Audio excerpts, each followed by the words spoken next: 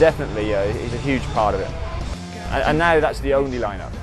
You know, I think they realised when they with the kind of experiment, as it were, with Navarro, that for all John's, shall we say, eccentricities, his music was totally worth it. And I don't think ever again they're going to think, okay, well, someone's having problems with this or someone's having problems with that, let's kick them out. I think they know that for better or for worse, this is the Chili Peppers, and they're going to work with any idiosyncrasies to keep this lineup, because that is the Chili Peppers. Navarro was ousted in 1998 during a time of relative decline for the band. It was a parting rumored to be acrimonious. Frusciante, meanwhile, had checked in and out of rehab a new, clean man. Had been jamming with Flea in his garage. Kiedis and Smith soon joined in, and from the first note, they all felt the rekindling of the Peppers' magic spark. Their jamming buddy was officially back in the fold by April 29, 1998, a mere 26 days after Navarro's leaving. In a career pattern of peaks and troughs, triumph and tragedy, the revitalized Chili Peppers delivered another huge album, Californication.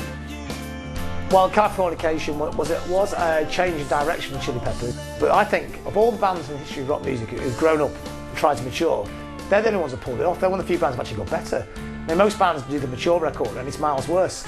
But they actually did it, when I say mature, it's not actually that mature. There's still some, there's a sadness there. They picked on that thing that I was thinking California, it's like, it's very shiny and clean and happy, but there's a very dark side to it. And that record captures that. The way, you know, Mamas and Papas did. You know, some of those 60 songs, they can sound like really jolly, but there's a kind of dark soul to them. It does work on a lot of different kind of levels, but the songwriting is absolutely fantastic on it. I don't care if it doesn't sound like the old stuff. It's probably their best album. There's some really great songs on it. There's a really good kind of variation of all different little things they do really well on that record. You know, you can hear bits of Fugazi in there. You can hear bits of 60s pop music and melodic stuff. You can hear Beach Boys in there, the Beatles in there. You can hear the Gang of Four in there. You can hear all that kind of post-punk stuff. It's not as heavy, it's not as in your face, but they can't keep doing the same thing all the time. I'd say they're far more melodic now. That is the side that seems to interest them more and more. I mean, in fact, they're a rock band.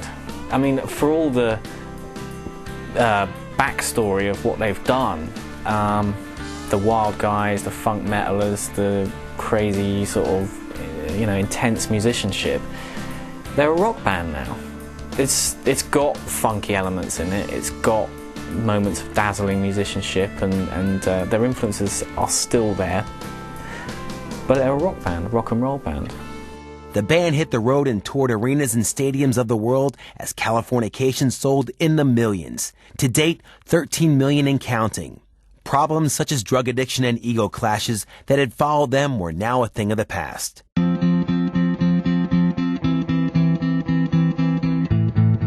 Older and wiser and infinitely richer, the band recorded By the Way, a broad spectrum of sounds ranging from the spike funk anthem Can't Stop to Beach Boys-inspired songs such as Universally Speaking, to Marachi, electronica, and much more.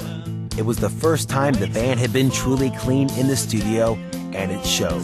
I think By the Way is just brimming full of brilliant ideas, brilliant songs. I like the way the track By the Way, it sounds like the old Chili Peppers just stuck bang smack into the new Chili Peppers. It's like the groove shouldn't fit at all, but it just kind of does, doesn't it? Because it's the Chili Peppers and they can get away with anything. So it's like a here's what we did before and here's what we do now, and we are the same. You know, it's the same band. You know, like at Lumpet, and millions of people really liked it, didn't they? I mean, those two records are absolutely enormous records, aren't they? I mean, maybe, yeah, of course, when you're in a band, people never like what you do 10 years later. If they stayed the same, people say, why have they stayed the same? So people are always going to complain.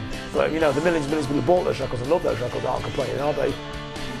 They are sort of more serious, perhaps, but in a kind of a mature way. It's almost like they've grown with their fans. They're not writing silly songs anymore, which, as far as I'm concerned, is a bit of a shame because, you know, they were so good at those silly songs. But, you know, I guess, you know, when you start reaching a certain age, you start maturing and realise that you can't do silly, sexy songs forever, and there are more important things in your life, and you just want to write about those things. But, yeah, you know, By the Way was a more mature sound. And when you add John Frusciante's, you know, he's worked so hard on backing vocals and harmonies, And you know, throughout the By the Way sessions, he says that, you know, he was rehearsing and recording with the band, and then he'd go straight home with a Beatles chord book and his best mate from another side band he was in, and they'd just sit up all night practicing how to do Beatles harmonies.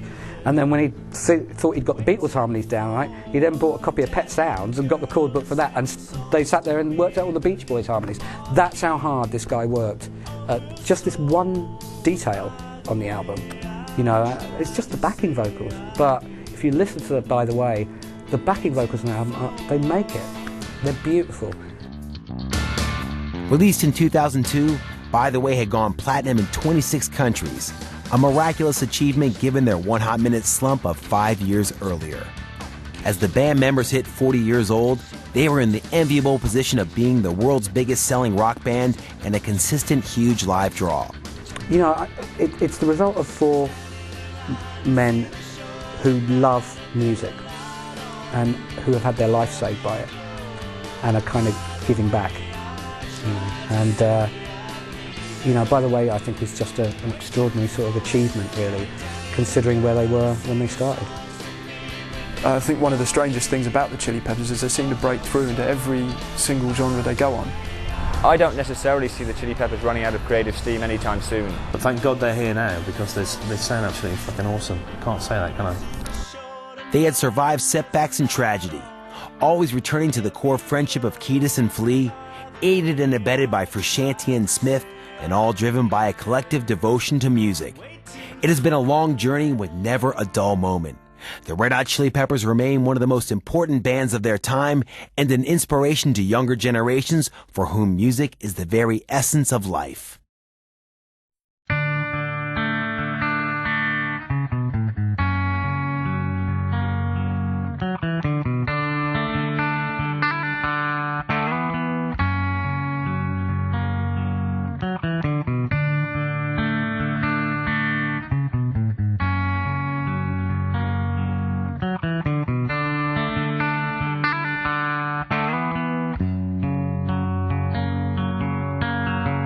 Sometimes I feel like I don't have a partner. Sometimes I feel like my only friend is the city I live in, the city of angels. Lonely as I am, together we cry.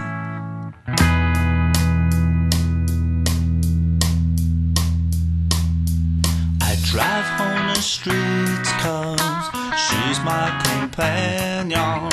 I walk through her heels 'cause she knows who I am. She sees my good deeds and she kisses me windy.